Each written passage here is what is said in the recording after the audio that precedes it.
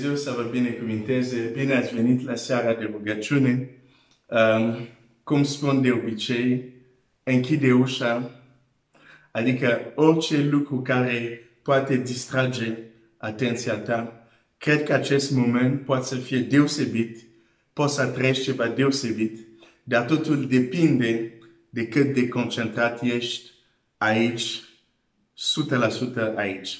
În această seară aș vrea să vorbim despre cum să te rogi ca să obții rezultate uimitoare.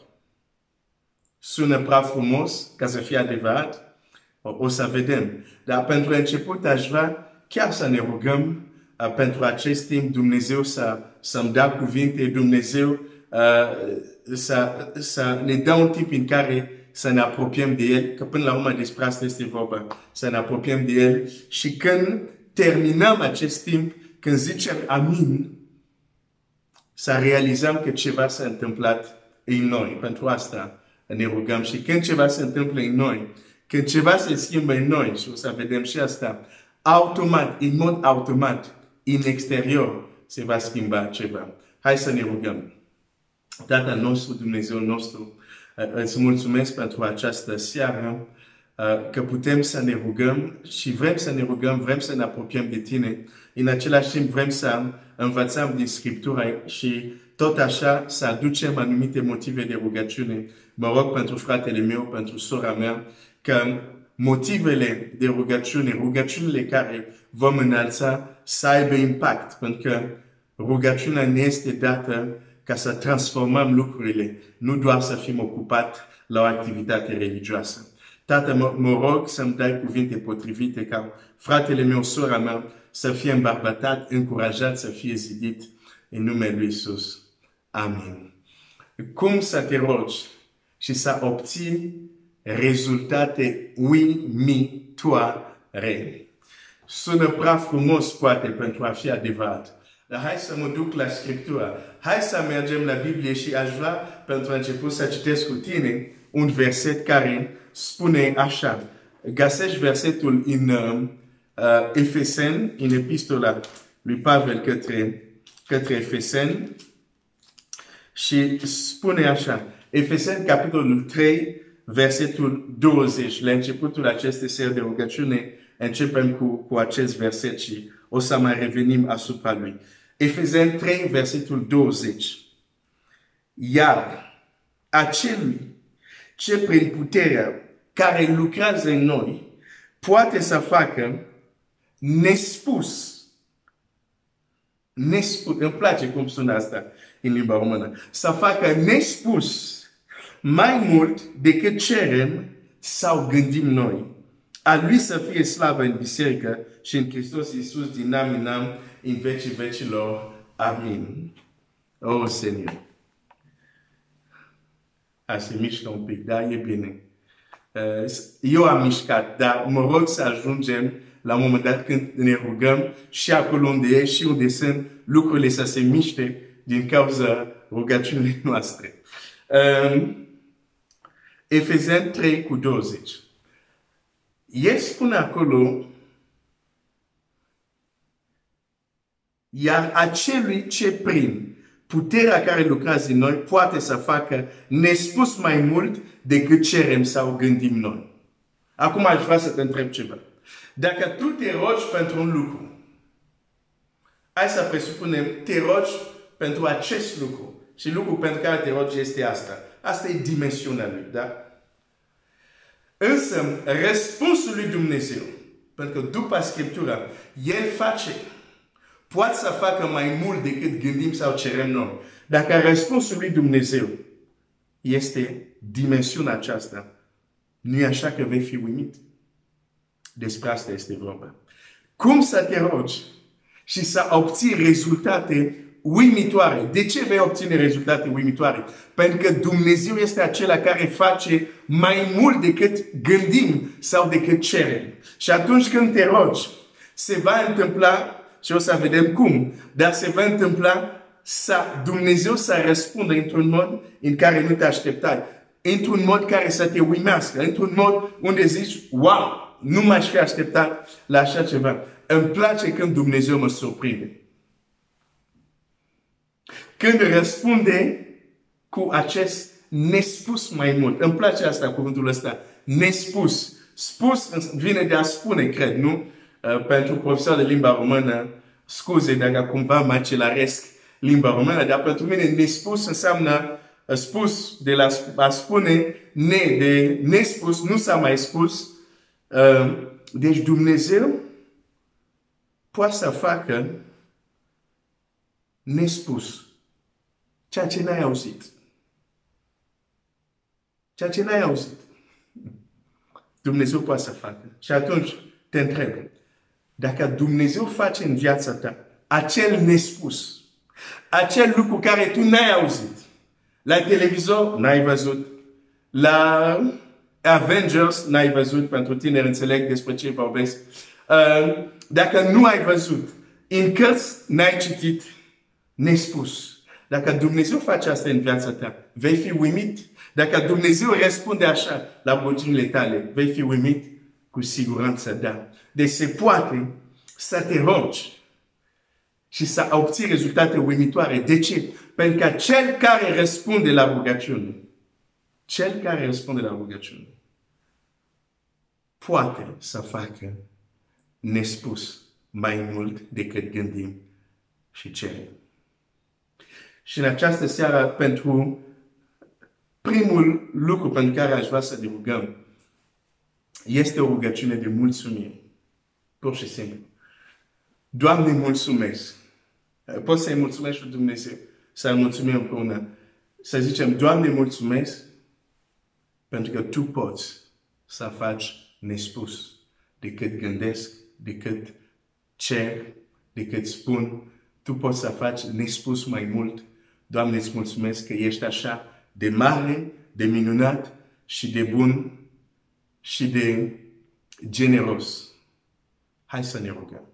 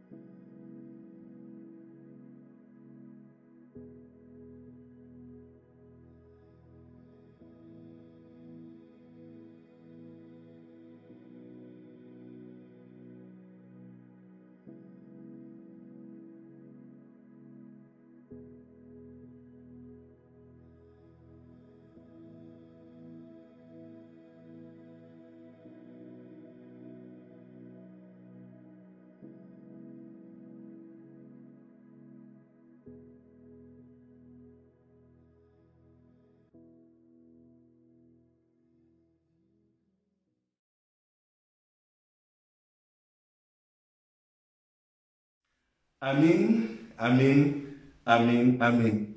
Dumnezeu este așa de bun. Dumnezeu este așa de generos.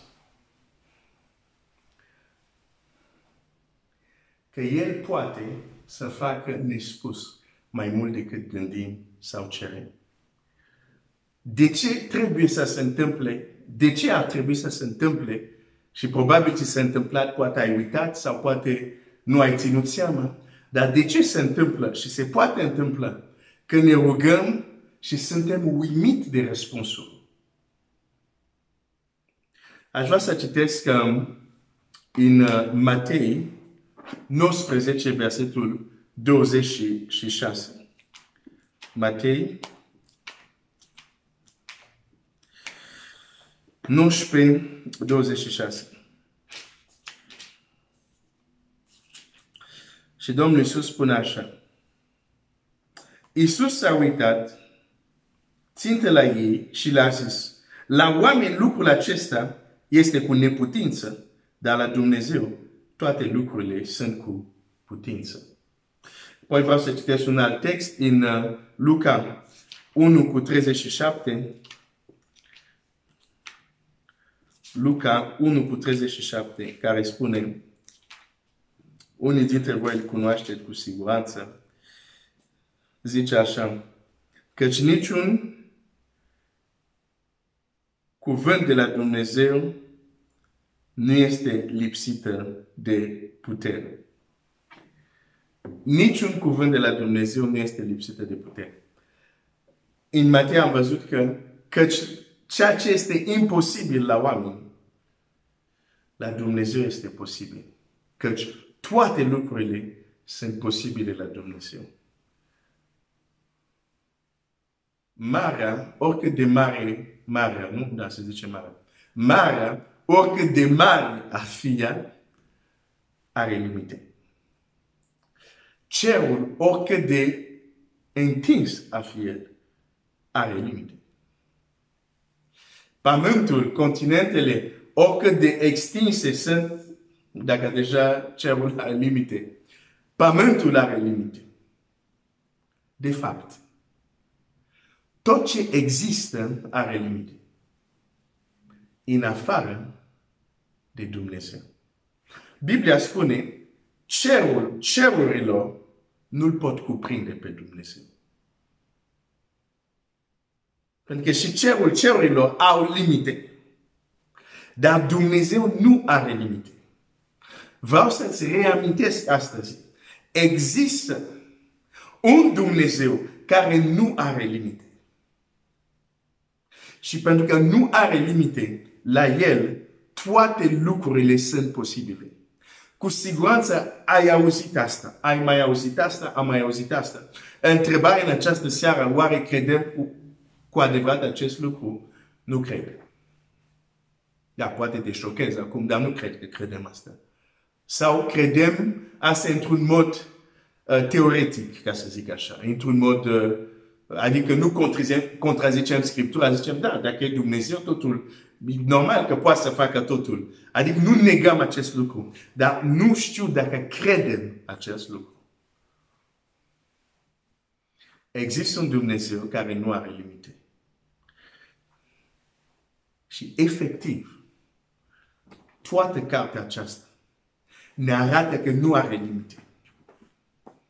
Și toată această carte vrea să ne învețe să-L cunoaștem pe acel Dumnezeu. Cartea aceasta nu este despre hai fiți religios, hai mai faceți nu știu ce, hai să... Nu. Cartea aceasta, viața veșnică, zice Biblia, este să-L cunoaștem pe El. Iisus Hristos și Cel care L-a trimis. Viața veșnică, cartea aceasta e tocmai să cunoaștem în mod practic Dumnezeu care nu are limite.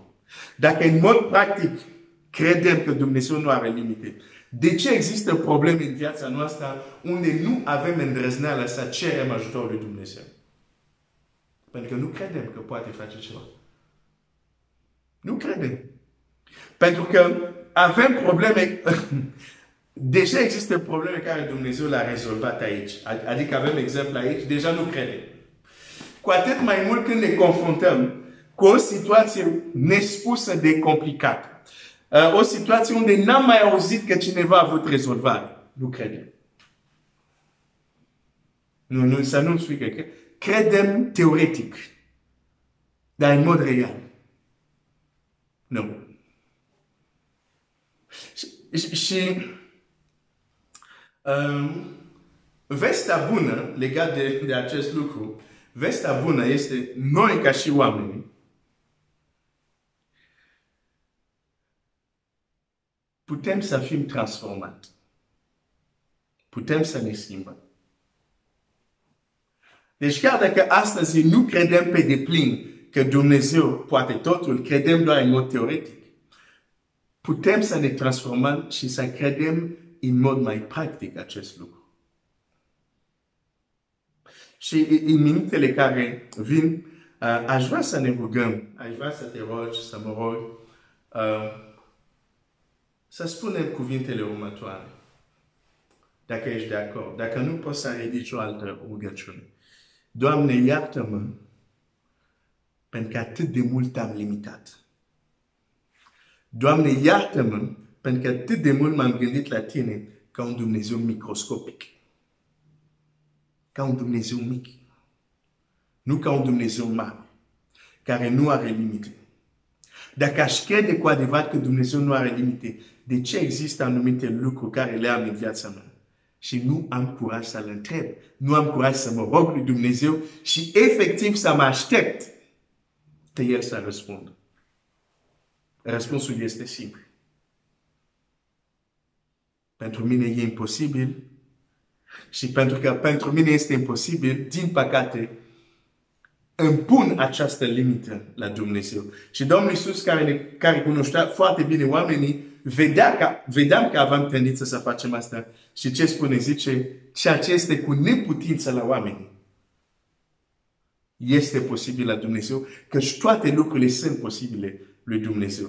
Când Domnul Iisus spune asta, El crede cu adevărat asta. Da? Toată viața lui, Evangheliile sunt o marturie. Iată omul care crede că la Dumnezeu toate este posibil. A demonstrat asta toată viața lui. Nu doar a spus-o, a demonstrat asta. Noi spunem, dar nu demonstrăm neapărat, pentru că mai mult credem asta într-un mod teoretic și nu practic. Dar lucrurile se pot schimba. Și cuvântul lui Dumnezeu să ne ajute că lucrurile să se schimbe, să credem asta din ce în ce mai mult practic, nu doar teoretic. Dar acum, putem să zicem, putem să ne rugăm, Doamne, iartă-mă. Și pentru alte lucruri care ți amintești, pentru că trebuie să ceri iertare lui Dumnezeu, dar și pentru asta. Că de multe ori nu ne dăm seama de asta. Poate ne dăm seama de alte păcate mai evidente, dar asta nu. Că îl limităm. Îl minimizăm pe Dumnezeu. De multe ori, fără să ne dăm seama. Doamne, iartă-mă că de multe ori te-am limitat. În loc să te văd că ești un Dumnezeu mare, fără limite. De multe ori, limitele mele l-am pus și asupra ta. Te-am limitat și pe tine în mintea mea. Hai să ne rugăm.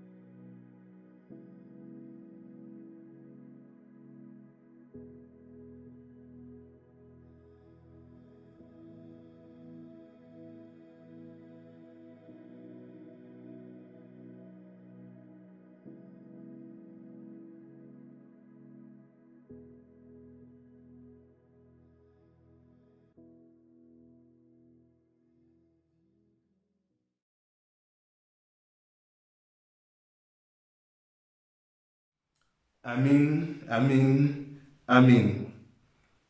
Cum să te rogi și să obții rezultate uimitoare. Până acum am vorbit de ce se întâmplă așa. Pentru că există Dumnezeu care nu are limite. Există Dumnezeu care face dincolo de ceea ce cere. Și acum aș vrea să merg în Scriptură.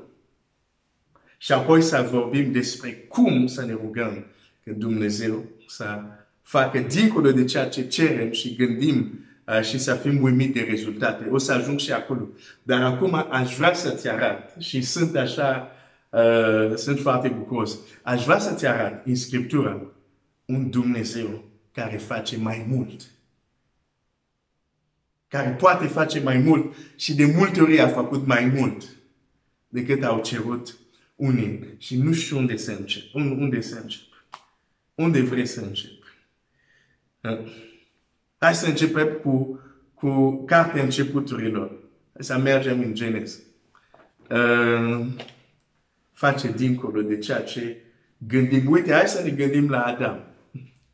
Adam a păcătuit și a dat seama că este gol și era rușine de goliciunea lui și a găsit frunze ca să acopere goliciunea lui. S-a gândit, sunt gol, cu ce să mă ocupă? Ok, frunzele astea. A luat frunze și s-au ascuns. Da? A vrut să folosească frunze. Dar când Domnul a venit, Domnul a făcut dincolo de ce s-au gândit ei. Da?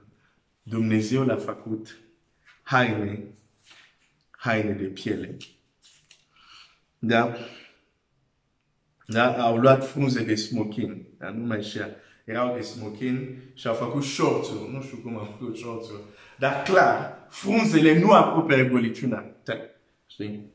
O să întreb de unde știi, am încercat când eram în Africa. Nu, am glumit. Unii dintre voi chiar o să credeți că mă îmbracam cu frunze. Nu, era o glumă. Dar oricum, frunzele nu te acoperă. Și de multe ori, noi apelăm la niște soluții. Și Dumnezeu zice, am o soluție mai bună. Frunza asta nu te acoperă. Ia aici un costum de piele. Croit de Dumnezeu însuși. Cred că arăta foarte frumos Adam în acel costum de piele. Haine de piele. Dumnezeu are soluții mai bune decât tu și eu. Decât ne putem gândi. De aceea este bine să cunoaștem pe acel Dumnezeu care face dincolo de ce gândim și de ce cerem. Pentru că uneori ce gândim sunt frunze. Și el zice, nu, există ceva mai bun decât frunze. Dumnezeu este bun. Hai să continuăm. Tot în Geneza, există un om care se numește Avram. Și Avram își dorea un moștenitor. Nu mă duc să citesc, o să spun doar. Dar te duci, citești în Geneza 15, acolo, de exemplu, Avram spune la Dumnezeu, ce-mi vei da? Nu mi-ai dat un moștenitor, n-am moștenitor și cel care va moșteni, pentru că nu am un moștenitor, va fi cineva, un slujitor care a crescut în casa mea. El voia un moștenitor. El voia un copil. Da? Asta era cerința lui Avram. La Dumnezeu care este dincolo, care este mare, care nu are limite. Avram ajunsese la limita lui. Sara ajunsese la limita ei pentru a avea copii. Dar Dumnezeu nu are limite. Au cerut ce? Un moștenitor. Un copil. Ok. Și ce Dumnezeu i-a dat lui Avram? Un popor. O națiune. Wow! Ce a cerut doar un moștenitor. Dar Dumnezeu face mai mult, nespus. Avram a trăit asta. Dumnezeu a făcut nespus mai mult. Ceram doar un moștenitor. Nu. Ia o națiune aici. O națiune care există până astăzi. Care este o națiune influentă până astăzi. Pentru că Dumnezeu face nespus mai mult. Ce alt exemplu să-ți dă? Da? Deci a cerut un copil, a primit o națiune. Nespus mai mult decât ce a cerut. Hai să ne gândim. Daniel. Te gândești la Daniel. Daniel, în acea împrejurare unde regele are un vis. Poate n-ai văzut asta când ai citit această întâmplare.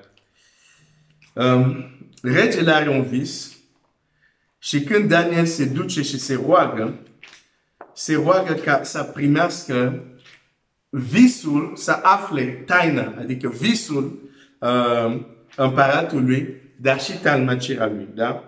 Dacă citești în Daniel 2, versetul 6, și Daniel s-a dus la împărat și l-a rugat să-i dea vreme ca să-i dea împăratului tălcuire. E un verset care l-am mai citit când vorbesc de faptul că rugăciunea este o știință. Știa ce avea de făcut, dar ce a cerut timp. Cere timp numai cel care știe ce trebuie să facă ca să rezolvă o problemă. Și zice așa. Apoi Daniel s-a dus în casa lui și a spus despre lucrul acesta tovarășilor săi, Anania, Mișel și Azaria, rugându-i să ceară îndurarea Dumnezeu cerurilor pentru această taină, să nu piară Daniel și tovarășii săi, odată cu celălalt înțelept ai Babilonului. Da? Să ceară îndurarea lui Dumnezeu pentru taina aceasta. Și taina ce era? Poți să citești tot capitolul. Era să știe, fără să-i spună împăratul, ce a visat împăratul și talcuirea. Ok. Și când citești aici, versetul 19 zice așa. După aceea i s-a descoperit lui Daniel taina într-o vedenie în timpul nopții. Da? Bun. Apoi, Daniel s-a dus la împărat. Dacă te oprești doar aici, o să zici, da, Dumnezeu a răspuns la ce a zis Daniel. Dumnezeu i-a descoperit visul. Dar o să vedem mai departe, de fapt, Dumnezeu i-a dat mai mult decât doar visul și talmacerea. Pentru că asta vrea regele. Să-mi ziceți visul care l-am visat și talmacerea. Dar Daniel vine cu ceva în plus. Pentru că Dumnezeul nostru face nespus mai mult. Poți să spui asta? Dumnezeul nostru face nespus mai mult. Nu te aud eu, dar urechile tale te aud. Inima ta te aude. Și martor invizibil te aude. Ok. Zice așa. Ok. La versetul 29.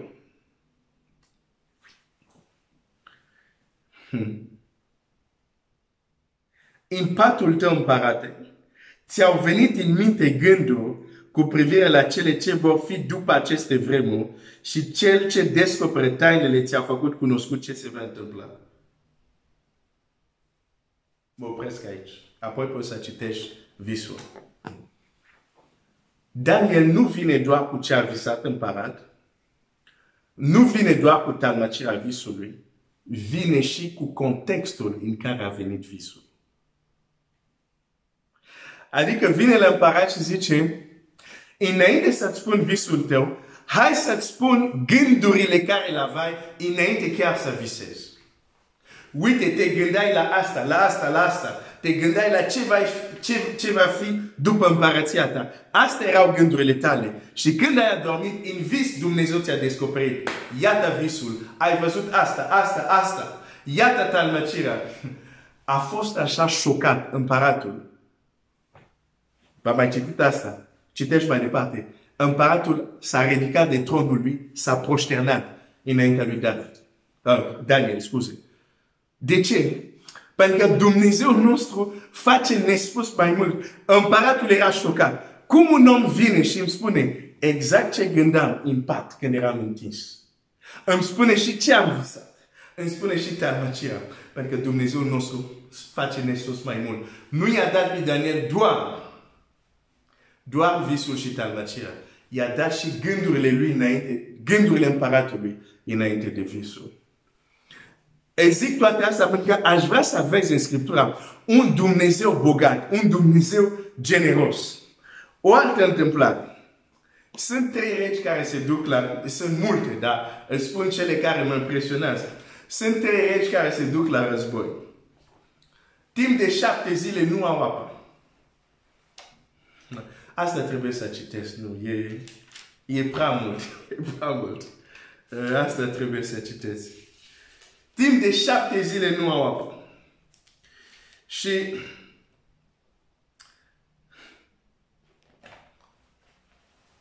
n-aveau apă pentru ei, pentru animale care cu ei. Și unul din rege zice, Dumnezeu vrea să fim bătut de dușmanii noștri. Acum parafrazez. Și un alt rege zice, hai totuși să-L întrebăm pe Dumnezeu. Și ei se duc la un proroc pentru că au o problemă. Știi care e problema lor? Nu găsesc apă. Și se duc pentru problema asta. Nu au apă, da? În fine, când prorocul le dă cuvintele lui Dumnezeu, uite ce spune, este extraordinar. Zice așa.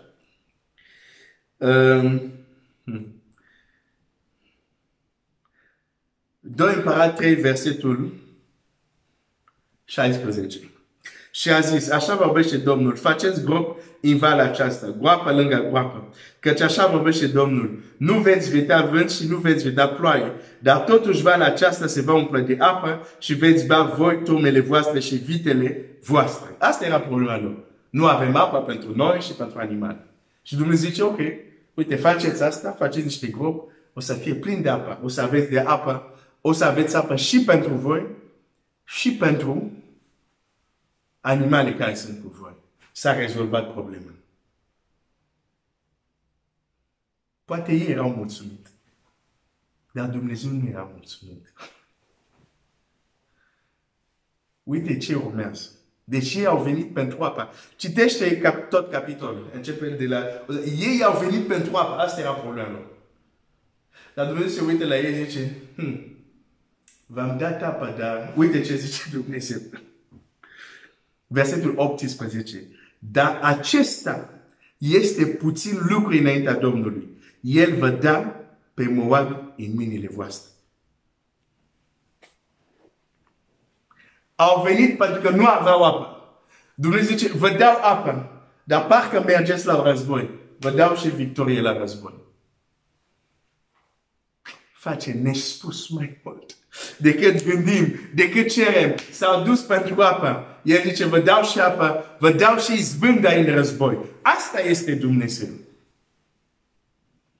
Asta este Dumnezeu. Dacă toți sunt în cartea Împăraților, dacă mă duc aici, dau pagina, ajung în 2 Împărați, capitolul 5. E un om acolo care se numește Naaman. Și tu o să spui, da, Naaman a fost vindecat de lepra. Da? Dar nu numai. Naaman nu a fost doar vindecat de lepra. Pentru că Dumnezeu, despre care vorbesc în această seară, face nespus decât cerem sau gândim.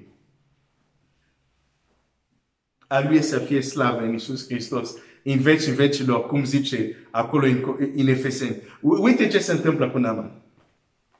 Nu citesc toată povestea, că de multe ori vorbesc despre el, dar hai să vedem ce scrie când el este vindecat. Zice așa.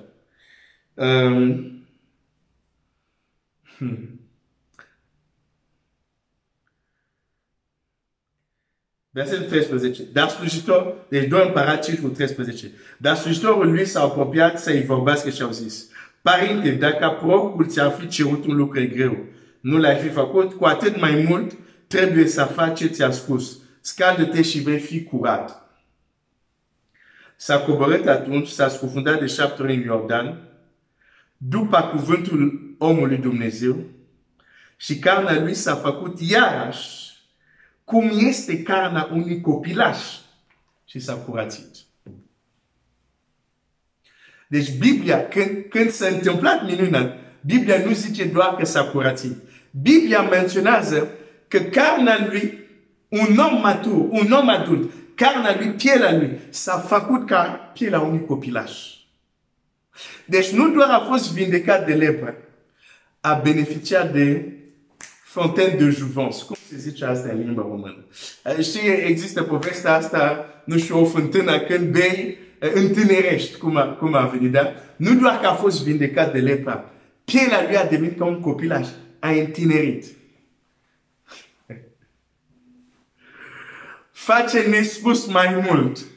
Când Naaman s-a întors acasă, soția mi-a zis, da, nu mai e lepră, dar și pielea ta e ca piele de copil. Deci, din ce izvor ai băut? De ce nu mai adus și tu acel produs care l-ai găsit la Sephora acolo în Israel, care întinerește pielea? Că eu, ca și femeie, am nevoie de așa ceva. Dumnezeu face mai mult decât cer. Oh, m-aș duce în Scriptură să-ți arăt multe exemple. Când încep să vezi oameni care au cerut asta și Dumnezeu face asta, au cerut asta și Dumnezeu face asta, încep să ai o altă percepție despre Dumnezeu. Încep să ai mai multe îndrăzneală când te rogi. Pentru că știi că te rogi celuia care face mai mult, nespus mai mult, decât gândim și decât cerem.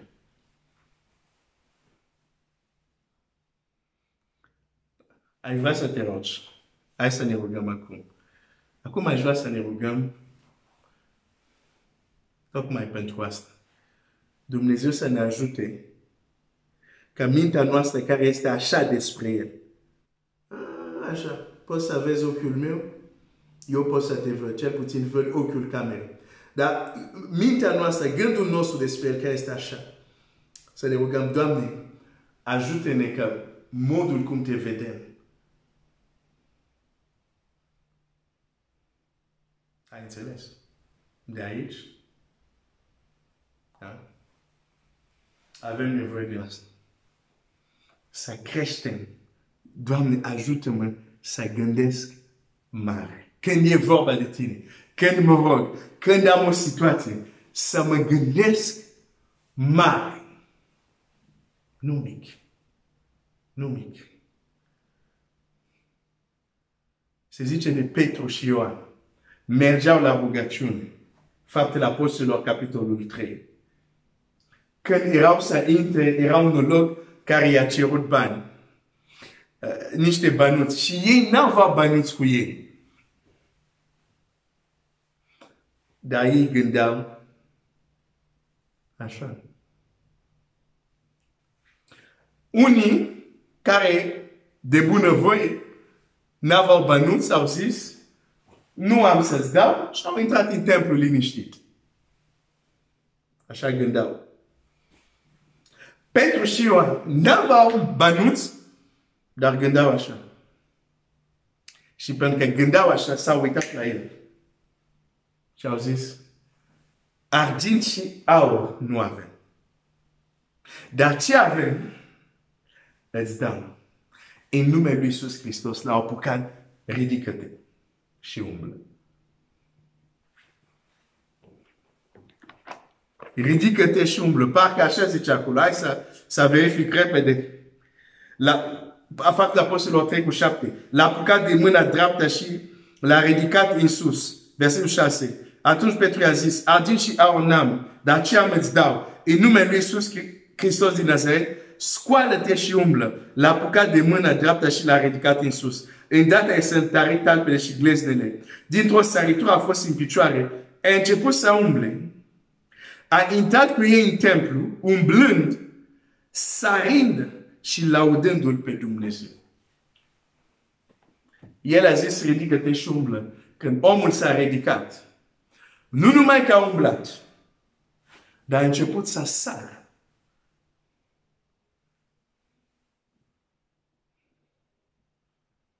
Poate se pare normal, dar e un detaliu la care trebuie să ne gândim. Omul acesta era o loc de naștere. N-a umblat niciodată. Există oameni când sunt bolnavi și nu au folosit aptitudinile motrice. N-au cum să alerge dintr-o dată. Trebuie să fac un pic de reeducare. Omul ăsta a fost vindecat fără reeducare. A început să sară. Fără să învețe să umble. Tu și eu am învățat să umblăm. Da? Nu te-ai născut și imediat, mă duc la piață singur, ai început să umbli. Nu. A început omul acesta, o loc de naștere, n-a mers niciodată. Nu doar s-a ridicat, nu doar a umblat, a început să sară. Pentru că Dumnezeu face nespus mai mult. Hai să ne rugăm. Doamne, ajută-mă să mă gândesc mare când e vorba de Tine. Să mă pun tot timpul să te reduc la limitele mele, la eșecurile mele, să te reduc la ce am văzut, la ce am auzit. Nu, să spun, Doamne, Tu faci ce este nespus. Deci chiar dacă n-am văzut, chiar dacă n-am auzit, Tu faci. Hai să ne rugăm.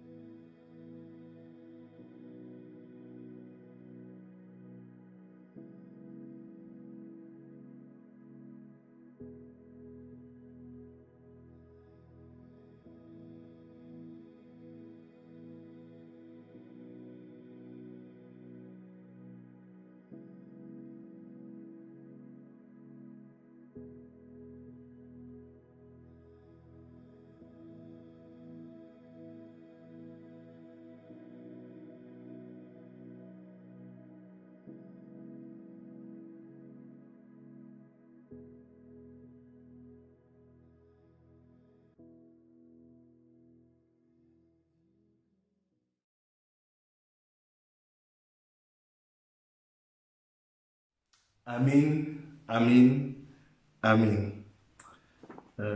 Dumnezeu este extraordinar. Trebuie să fim motivat când vorbim despre Dumnezeu. Ai văzut, de exemplu, un adevărat fan a nu știu ce celebritate.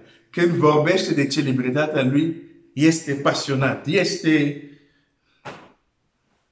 plin de pasiune, e motivat. Parcă mă lipsește și ceilalți. Așa trebuie să vorbim de Domnul Iisus Hristos. Avem pentru ce să fim motivați. Avem pentru ce să sarim în sus ca celălalt. Uneori sunt oameni când vorbesc de Domnul Iisus, sincer, când mă uit la ei zic, Doamne, mulțumesc că m-ai mântuit. Pentru că dacă aș fi auzit doar vorbind despre tine așa, cum vorbește omul ăsta, nu aș fi interesat să te cunosc. Unii când vorbesc despre Domnul Iisus, așa, e o plictisală, Nu! El a înviat, este viu în vecii vecilor. Face nespus decât gândim, decât cer. Dacă când ne gândim la Domnul Iisus, nu crește inima, înseamnă că nu ne gândim cum trebuie. Noi am fost încredințați să ducem ce? Vestea bună. Dar unii duc vestea bună așa.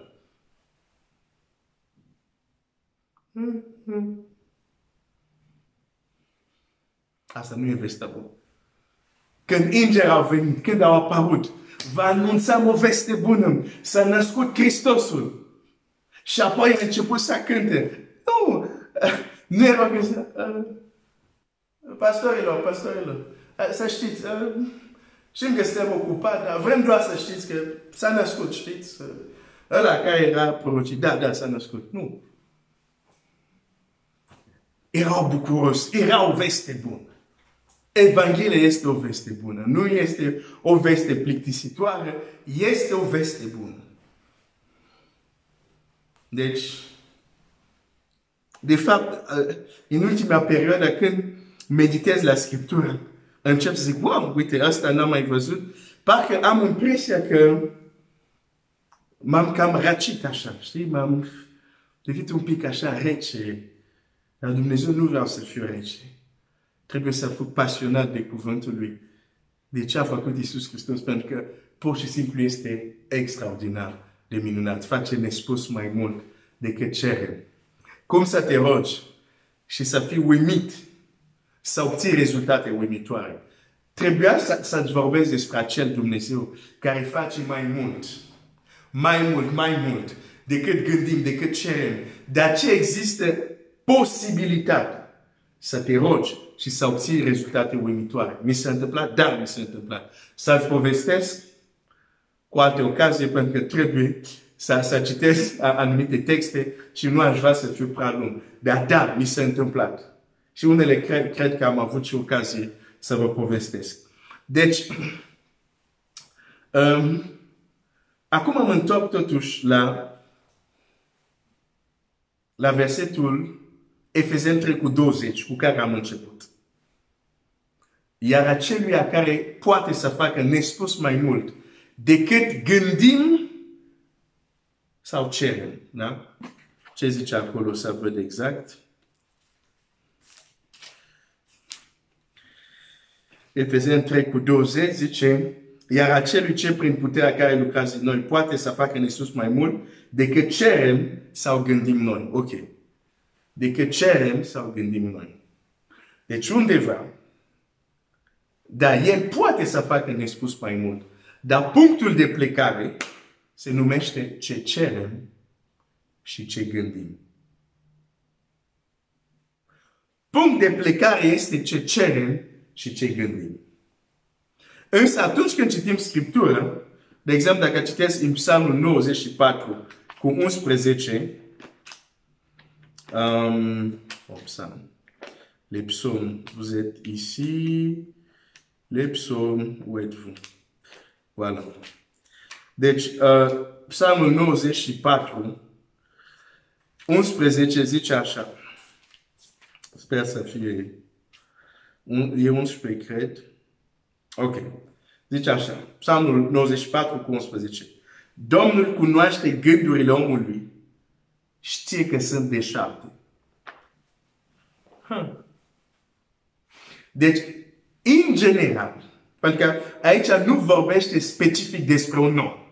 Aici când zice cunoaște gândul omului, vorbește de oameni în general. Și Biblia spune, în general, gândurile oamenilor sunt deșarte. Pentru mine zic sunt zero. Bun. Dacă punctul de plecare sunt gândurile, el face nespus mai mult. Dar punctul de plecare sunt gândurile, când înmulțesc zero, cu orice număr vreau eu, am tot zero. Când gândurile sunt deșarte, pe ce se va sprijini Dumnezeu pentru a face mai mult? Pentru că acum vreau să-ți împărtășesc un adevăr. Oricum vorbim în perioada asta despre a se ruga cu impact este o știință. Și un adevăr foarte important, un principiu, o lege spirituală, dacă vrei, este următoare. Dumnezeu, când lucrează pentru viața ta, când trebuie să intervine în viața ta, să rezolve o problemă în viața ta, trebuie să existe un punct de plecare pe care să se sprijine Dumnezeu. Imediat vei înțelege despre ce vorbesc. De exemplu, când Ilie se duce la văduvă, care nu mai avea nimic decât să mănânce, să facă o prăjitură pentru ea și pentru copilul ei, Ilie îi spune, nu vei muri, dar mai întâi, fă mie o prăjitură. Apoi vei face pentru tu și fiul tău. Căci așa zice Dumnezeu, faina din oală nu se va împuțina. Și atunci, ea a trebuit să aducă ceva la Dumnezeu și cu acel ceva, Dumnezeu a făcut un minune. Elisei la fel, o femeie vine la el, zice, a venit soțul meu a murit și cel la care aveam datorii a venit să ia copii ca să-i facă slav pentru a plăti datoria. Și el zice, ce ai acasă? Zice, vezi ce îi spune procul? Zice, ce ai acasă? Pentru că el știa cum lucrează Dumnezeu. Dumnezeu va lucra plecând de ceva ce ai tu acasă. Ce ai acasă? Am puțin ulei, ok, chiar dacă e puțin, dar totuși ai ceva. Și se întâmplă minune cu înmulțirea un de lemn. Da? S-a înmulțit un de lemn, dar nu s-a înmulțit zero, s-a înmulțit ceva. Deci dacă am gânduri deșarte, gânduri zero, Dumnezeu nu are cu ce să lucreze.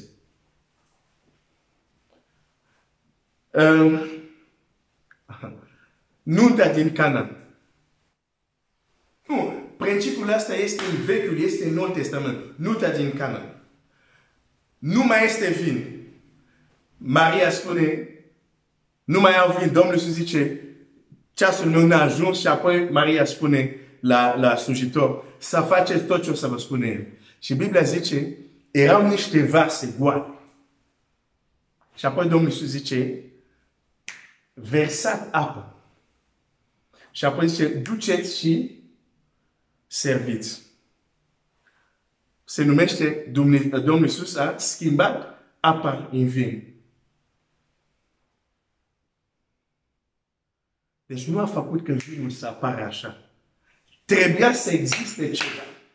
Apa, care el, cu puterea lui, a transformat în vin. Înainte să fie vin în acele recipiente, a zis, puneți apa. De ce? Pentru că când nu era nimic acolo, Dumnezeu nu face abracadabra. M-ați auzit spunând de asta de multe ori. Dar chiar nu face abracadabra. Înmulțirea pâinilor. Nu exista pâini și au căzut. Uite, au venit pâini, nu? A venit băiat, a adus pâini, a adus pești. Domnul Iisus a luat, s-a sprijinit pe asta și a mulțit. Dar era ceva. Dacă avem gânduri deșarte, dacă sistemul nostru de gândire înaintea lui Dumnezeu este zero, Domnul n-are pe ce să se sprijinească ca să lucreze în viața noastră. De aceea Biblia spune, El a trimis cuvântul lui și cuvântul i-a vindecat. Pentru că ce face cuvântul lui Dumnezeu? Vine și din gândurile noastre deșarte pune ceva totuși solid. Pune cuvântul lui Dumnezeu. Pune adevărul lui Dumnezeu pe care Dumnezeu se poate sprijini pentru a lucra în viața noastră. Dovadă, niciun om nu poate să fie mântuit dacă nu aude Evanghelia. Trebuie să audă, să creadă. Nu se face abracadabra așa. Pleacă de undeva. Deci Biblia vorbește de gânduri deșarte și Biblia vorbește, citesc în Matei 6:7 și zice așa. Când vă rugați să nu borborosiți aceleași vorbe ca pagani, care li se pare că o mulțime de vorbe vor fi ascultate. Deci există gânduri deșarte, există și vorbe deșarte. Adică vorbe fără rost. Asta e un pic mai greu. Dar este un adevăr. Există vorbe fără rost. De multe ori când nu înțelegem, Principiile lui Dumnezeu, uneori spunem vorbe fără rost. Spunem lucruri care nu ar trebui să le spunem, chiar și în rugăciunile noastre. Nu mai duc să citești. Te duci în Exod 14. Vezi copiii lui Dumnezeu care Dumnezeu zice, au strigat la Domnul. Și Dumnezeu zice, ce rost au vorbele acestea? Cel puțin așa în franceză sună. Hai să văd în limba română cum sună. Exod 14. Exod 14.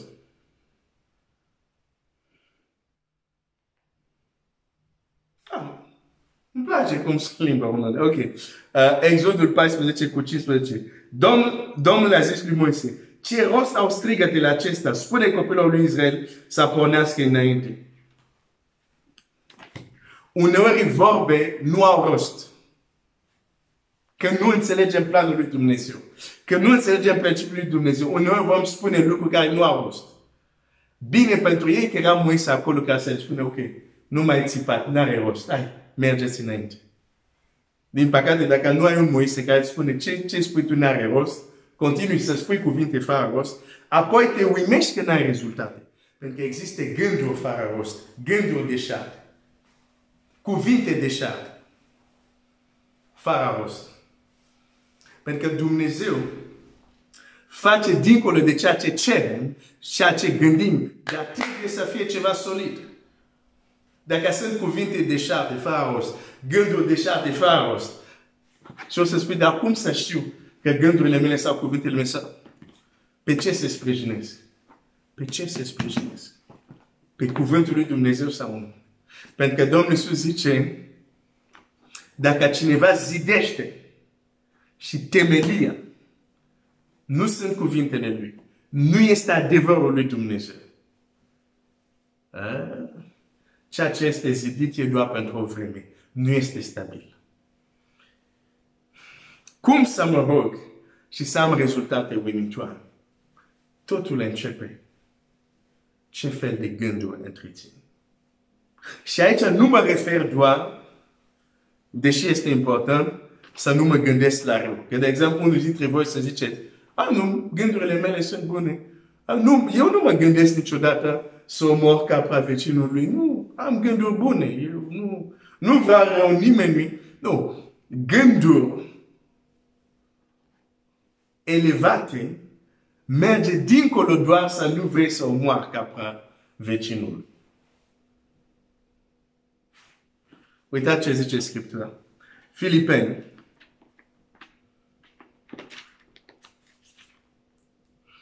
Filipieni.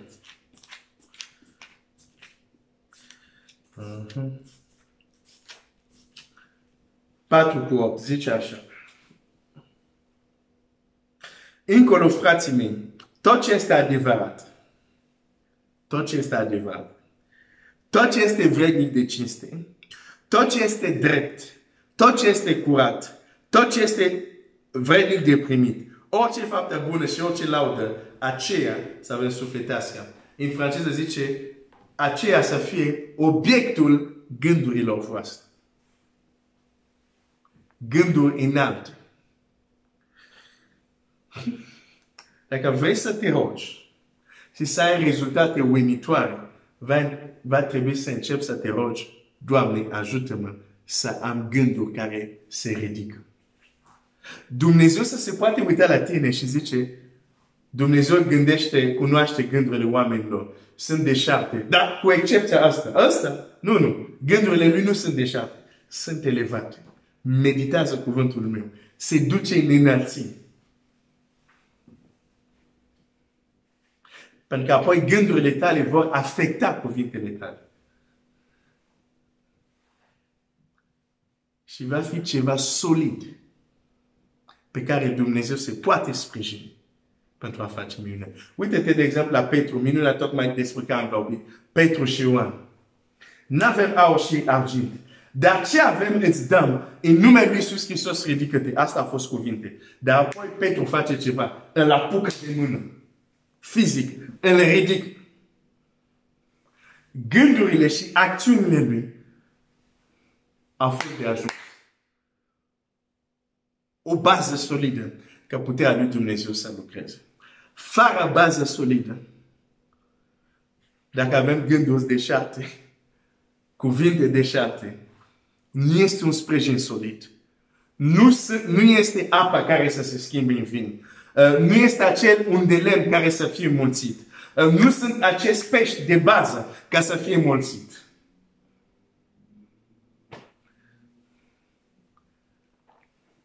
Probabil nu te așteptai la asta. Probabil te așteptai la o schemă. Nu. Roagă-te că Dumnezeu să te ajute să schimbi gândurile tale, modul de funcționare a gândurilor tale. Și unde vei ști că această rugăciune începe să aibă efect?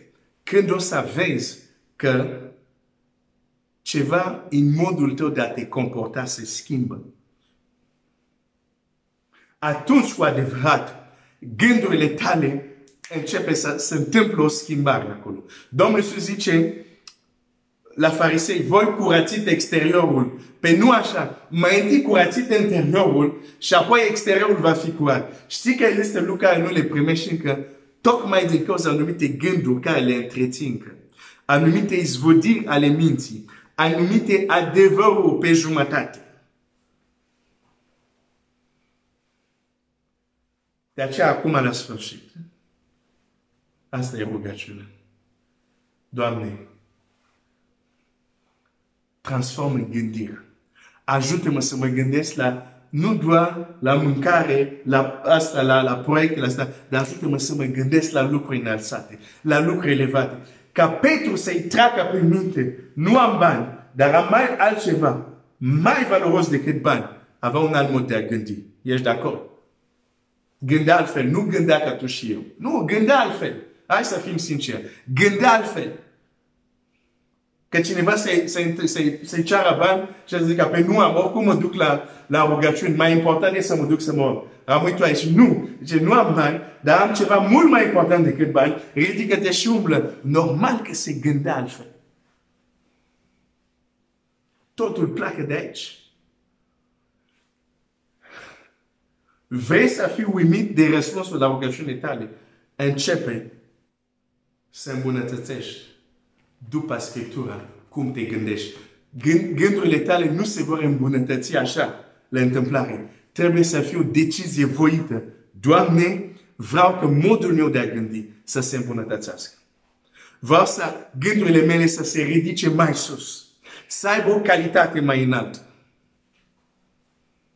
Probabil nu e ceea ce te aștept, dar îți garantez, dacă te rogi așa și gândurile tale încep să se schimbe, încep să se înalțe, există lucruri în viața ta care se vor schimba fără chiar să deschizi gura. Fără să te rogi, există lucruri care se vor rezolva. Iar altele te vei ruga și se vor rezolva. Pentru că ceva s-a schimbat în tine. Pentru că există un Dumnezeu care face nespus mai mult decât gândim și decât cerem, dar să avem grijă că gândurile noastre și cuvintele noastre să nu fie fără rost, să nu fie deșarte, să nu fie plin de ignoranță, să nu fie departe de adevărul Scripturii. Seigneur, Doamne, ajută-mă ca gândurile mele să fie ca ceea ce este descris în Filipeni 4:8. Hai să ne rugăm și apoi o să încheiem.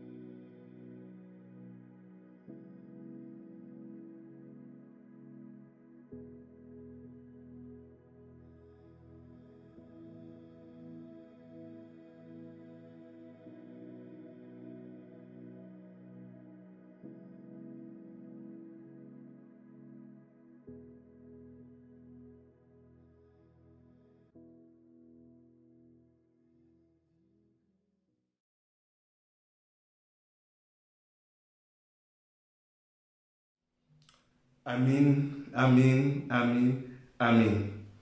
Dumnezeu să te binecuvânteze. Dumnezeu, cu siguranță, sunt convins de acest adevăr pentru mine și pentru tine. Vrea să facă mai mult în viața ta și în viața mea decât a făcut până acum. Însă ce va face va depinde de ce punct de plecare îi dăm. Oare avem acel puțin îndelem care poate mulți? Oare avem acea puțină faină care putem da prin credința care va înmulți? Oare avem apa în recipiente ca să apa să se schimbe în vin? Dumnezeu vrea să facă mai mult, dar de multe ori problema noastră așteptăm abracadabra. Procul care credeam putea lui Dumnezeu n-a zis la femeie, ai o datorie, abracadabra, du-te acasă, o să aveți o băiță de niște șterne de ulei. De unde au venit? Nu știu, dar o să aveți acolo. Nu. Îi spune, ce ai? Puțin un de lemn, ok. Du-te la vecinii tăi, cere vase, goale, cere multe și apoi închide-te în casă și varsă puțin ulei în acele vase. Ce s-a întâmplat în mine. Dar punctul de plecare era acel de lemn care avea. E nevoie de punct de plecare. Cu ce gânduri vii? Cu ce cuvinte vii? Și nu doar când te rogi. Că Dumnezeu nu ascultă doar gândurile tale sau vorbele tale când te rogi. Dai seama că tot timpul le ascultă. Dar aș vrea să cred că pentru unii din voi chiar se va întâmpla ceva de genul ăsta. Chiar Dumnezeu va face mai mult decât gândiți să cereți. Și când se întâmplă, vă rog, trimitem o mărturie. Vreau să aud mărturia ta. Îmi place să aud ce face Dumnezeu. Aș vrea să citesc un verset și să încheiem cu rugăciune. Dar cum spun de obicei, dacă inima ta e cercetată și vrei să continui, nu te opri acum, pentru că oricum Dumnezeu este cu tine acolo și poți continua acest timp de rugăciune. Efeseni 3, versetul 20, citesc și apoi am încheiat. Iar acel ce prin puterea care lucrează în noi poate să facă nespus mai mult decât cerem sau gândim noi. A lui să fie slavă în biserică și în Hristos Iisus din neam în neam, în vecii vecilor. Amin. Hai să ne rugăm. Tată Ceresc, mulțumesc pentru cuvântul Tău. Și cuvântul Tău nu este fără putere. Și mă rog că puterea cuvântului Tău să ne ajute să ridicăm gândurile noastre. Să îndreptăm, să lăsăm cuvântul Tău să transforme gândurile noastre, vorbirea noastră și să avem acel puțin, dar să avem acel puțin, fie faină, fie un de lemn, fie puțin pește, fie puțin pâine, dar să avem acel puțin, punctul de care tu poți să pleci și să faci un lucru nespus mai mare, așa cum ai făcut de multe ori în Scriptură. Așa să fie și în viața fratelui meu, și în viața sorei mele, și în viața mea. Îți mulțumesc, Tată, în numele Lui Iisus. Amin. Dumnezeu să te binecuvânteze și cum spun de obicei, biserica e liberă.